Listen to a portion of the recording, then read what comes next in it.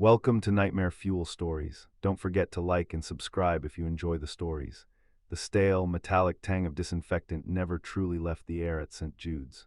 It was a smell I'd grown accustomed to over my 3 years as a nurse, a constant reminder of sickness, healing, and inevitably death. But lately, something else had begun to seep into the sterile environment, a subtle undercurrent that prickled at the back of my throat, tasting of something older. Rust and dust and something else, something I couldn't quite name, like stagnant water in a forgotten pipe. It started with the whispers, or what I initially dismissed as stress-induced auditory hallucinations. Long nights on the oncology ward, the rhythmic beeping of machines, the hushed prayers of families, it all blended into a symphony of dread. I'd catch snatches of sound, just beyond the threshold of understanding, like a radio tuned to an unlisted frequency. Sometimes it sounded like a collective sigh, sometimes a desperate plea. I told myself it was just the building settling or the air conditioning unit on the fritz. Then there was Dr. Elias Thorne. Dr. Thorne was a legend at St. Jude's, a brilliant, enigmatic neurosurgeon. He pioneered several groundbreaking procedures that had saved lives thought lost. He was respected, admired, and feared in equal measure. Feared not because he was cruel, but because he was so utterly other. His eyes held a depth that seemed to see beyond the surface. His gaunt frame often appeared hunched under an invisible weight, and he moved with a quiet intensity that could make the busiest corridor feel silent in his wake. He worked impossibly long hours, often appearing on the ward at strange times, sometimes late at night when only the skeleton crew was present, his shadow stretching long and distorted under the fluorescent lights. He had a particular interest in patients on the verge of brain death or those with particularly aggressive, terminal cancers cases where the line between life and oblivion was razor-thin. Initially, I saw nothing amiss. His dedication was admirable, his focus absolute. But then came the specific details, the small fractures in the facade that began to align into a terrifying mosaic. Patients under Dr. Thorne's care, especially those nearing the end, started reporting unsettling phenomena. Not the usual delirium of fever or medication, but consistent, chilling narratives. Mrs. Henderson, a sweet, elderly woman with aggressive glioblastoma, spoke of the shadows at the edge of my vision, whispering secrets that aren't mine. Mr. Davies, an ex-Marine whose liver was failing, described a cold hand on my chest, pressing, trying to keep me here, even when I want to leave. They spoke of a suffocating despair, a sense of profound regret that wasn't their own, and a desperate struggle not to let go. Their eyes in those final days held a terror that went beyond the fear of death itself. It was the fear of being trapped. I started mentioning it to Mark, a fellow nurse who was as cynical as he was kind. Just the meds, Sarah. Terminal agitation, brains shutting down, makes him hallucinate. But it's always the same themes, Mark. The whispers, the feeling of being held back, and it's only on Thorne's patience. Mark just shrugged, adjusting the IV drip. Thorne's got the hard cases, makes sense they'd go out weird.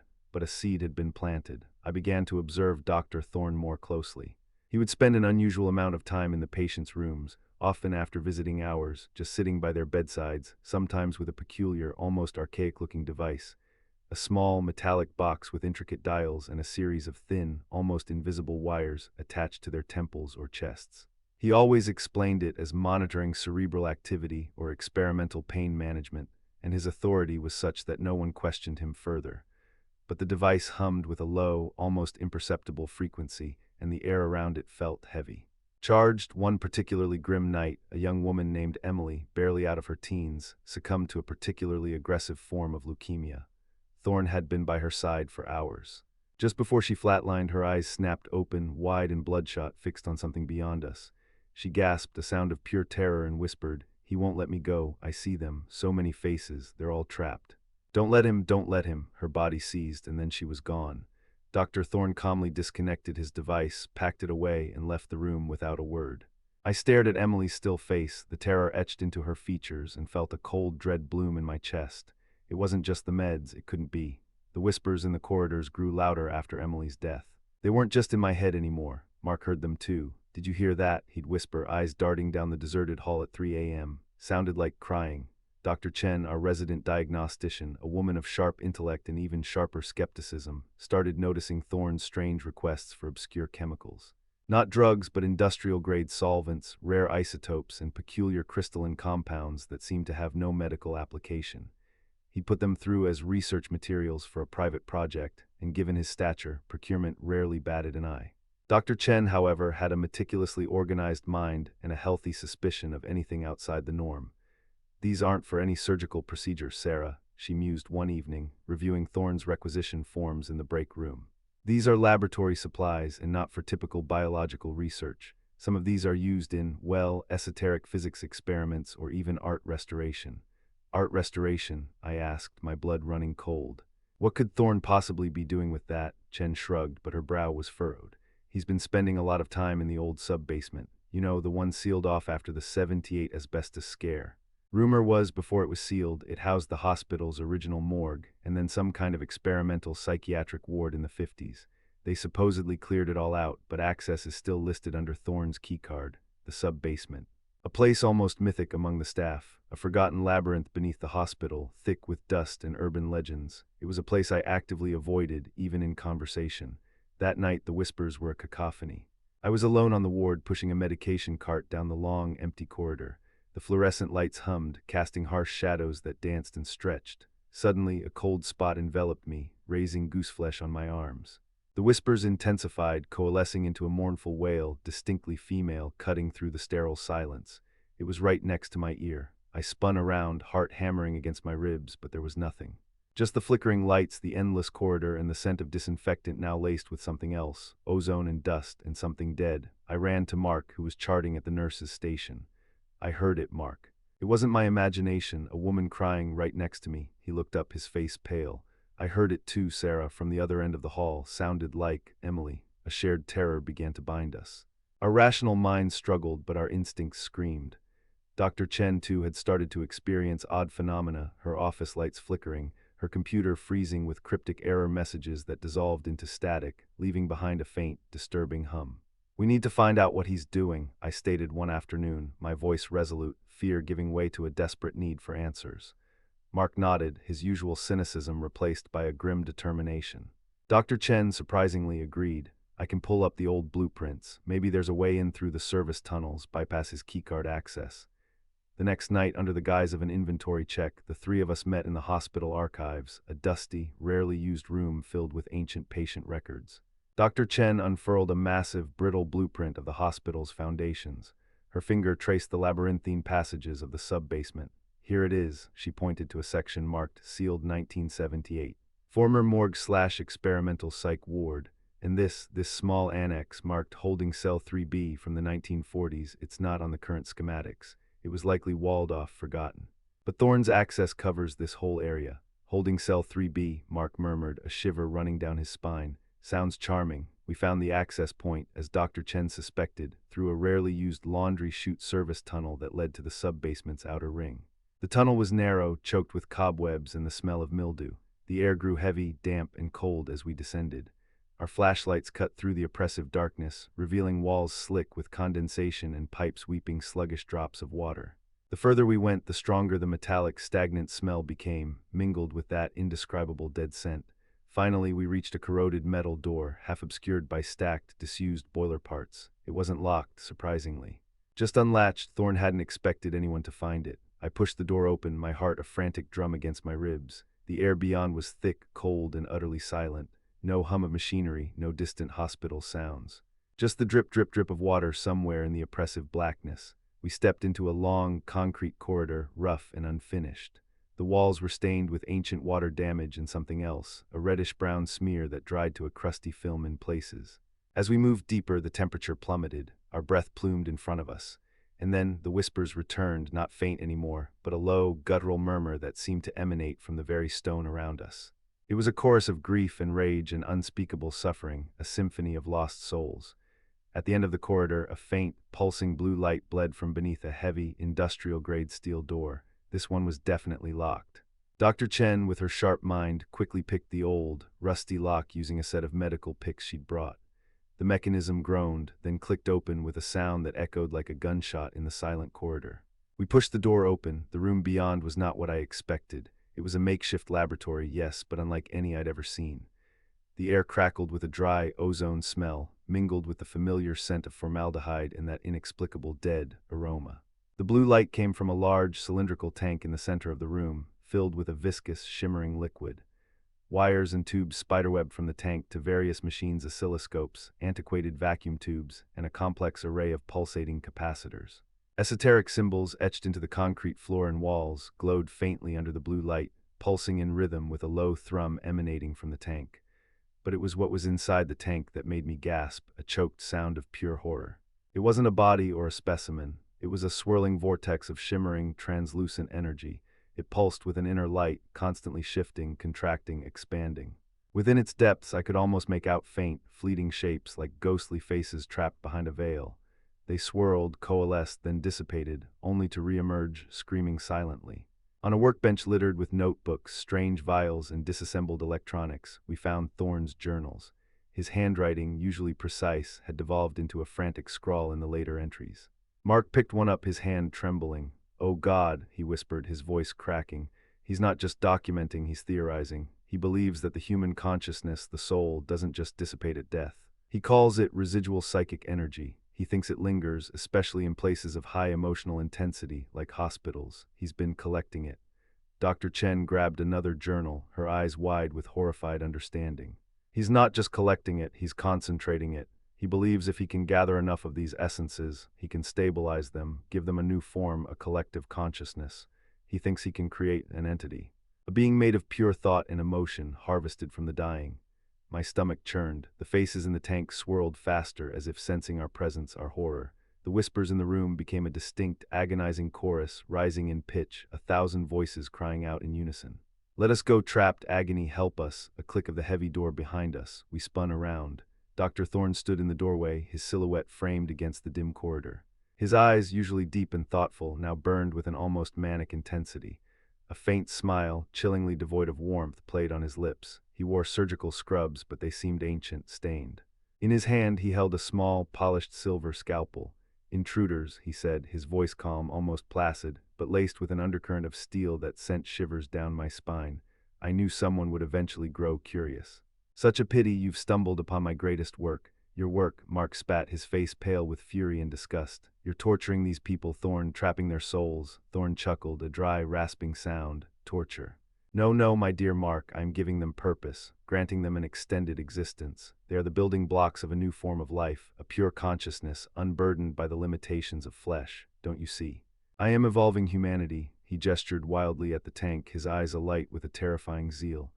"The hospital, with its constant flow of life and death, is the perfect crucible. Every heartbeat, every last breath, it's all energy.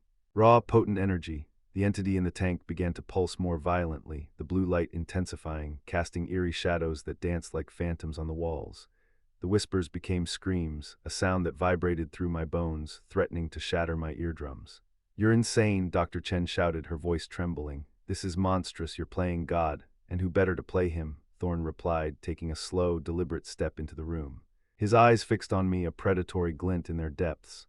"You, Sarah, you have a particular sensitivity, don't you? You've heard them, you've felt them. Perhaps you'll make an excellent addition to the collective. A fresh, empathetic essence." He lunged. Mark, despite his fear, reacted instinctively, pushing me aside and tackling Thorne. The scalpel clattered to the floor. They struggled, a desperate, clumsy fight in the pulsating blue light. Dr. Chen screamed, grabbing a heavy wrench from the workbench. The entity in the tank, as if sensing the conflict or perhaps fueled by the raw emotion in the room, began to surge. The liquid within it started to boil, bubbling violently. The swirling faces within morphed into grotesque visages of pure torment, their silent screams now piercing my mind like ice picks. The wires connecting the tank to Thorne's machines began to spark, spitting blue electricity. "You're agitating them," Thorne yelled at Mark, his face contorted with rage. "You'll destroy everything." Suddenly, a massive surge of power ripped through the room. Lights flickered, then died, plunging us into a momentary darkness, illuminated only by the frantic, pulsing blue of the tank. A low, guttural shriek erupted from within the cylinder, a sound that wasn't human, wasn't animal, but something primordial and utterly terrifying. When the emergency lights flickered on, a sickly red glow, the scene had changed. Mark lay sprawled on the floor, his body unnaturally still. Thorne was standing, his back to us, facing the tank. But the tank, it was cracked, a jagged line bisecting the thick glass. And the shimmering vortex within it was no longer contained. It was bleeding out, a tendril of shimmering, ethereal mist snaking its way from the crack, writhing like a spectral serpent. The whispers were deafening now, a storm of agony and fury. The mist solidified slightly, forming vague, ephemeral shapes, arms, faces, torsos that writhed and coalesced, always just beyond definition. It was a tangible presence, a cold, suffocating weight pressing down on us, smelling of fear and death. Thorn turned, his face a mask of horror and a strange, perverse triumph. "It's free," he whispered, a broken, almost joyous sound. "My creation, it's finally unleashed." The mist surged towards him, a thousand phantom hands tearing at his body. He screamed, a sound of pure agony, not fear. His skin seemed to ripple, to almost glow with the same ethereal blue light as the mist. His eyes rolled back in his head and he began to convulse, his body twisting in unnatural ways. It was like he was being absorbed, his very essence being torn apart and added to the swirling chaos. Dr. Chen, wrench still in hand, grabbed my arm. "Sarah, we have to go, now." But I couldn't move. My gaze was fixed on Mark. He wasn't dead. His chest was still rising and falling, shallow, ragged breaths. But his eyes were wide open, staring blankly at the ceiling, unseeing. And from his mouth, a faint, almost imperceptible blue mist was slowly, agonizingly drifting upwards, joining the monstrous entity now consuming Dr. Thorne. Mark was still alive, but something crucial, something fundamental was being pulled from him. "Mark," I screamed, tearing away from Chen and lunging towards him. A cold, unseen force slammed into me, sending me sprawling. The mist swirled, and for a fleeting second I saw Emily's face, distorted in agony, then Mrs. Henderson's, then countless others, all screaming, all pulling, all trapped within the terrifying cloud. The whispers burrowed into my mind, telling me secrets that weren't mine, showing me regrets I hadn't lived, filling me with a profound, soul-crushing despair. "Sarah, no." Dr. Chen dragged me backward, her strength surprising. We stumbled out of the room, through the corridor of screams, and back into the service tunnel. The sounds of the entity's wails, of Thorne's final, guttural screams, echoed behind us, chasing us through the suffocating darkness. We burst out of the laundry chute, gasping for air, into a deserted utility closet. The fluorescent lights of the hospital seemed impossibly bright, sterile, and safe, yet the cold dread clung to us like a shroud. "Mark," I whispered, tears streaming down my face. Dr. Chen was shaking violently. "We have to report this. We have to tell someone, but what do we say? What indeed?" A brilliant surgeon was collecting souls in the sub-basement and unleashed a psychic entity that consumed him and half-killed our colleague. They'd lock us up in the psych ward they sealed off in the 50s. We stood there for a long time, trying to reconcile what we had witnessed with the cold, hard reality of a hospital in the middle of a city. Dr. Chen, the logical, skeptical diagnostician, had seen her world shattered. And I felt like my very soul had been exposed to something ancient and toxic. We never reported it. How could we? Thorne was simply missing, presumed to have gone on an unscheduled sabbatical. Mark was found comatose in the sub-basement, suffering from severe anoxic brain injury.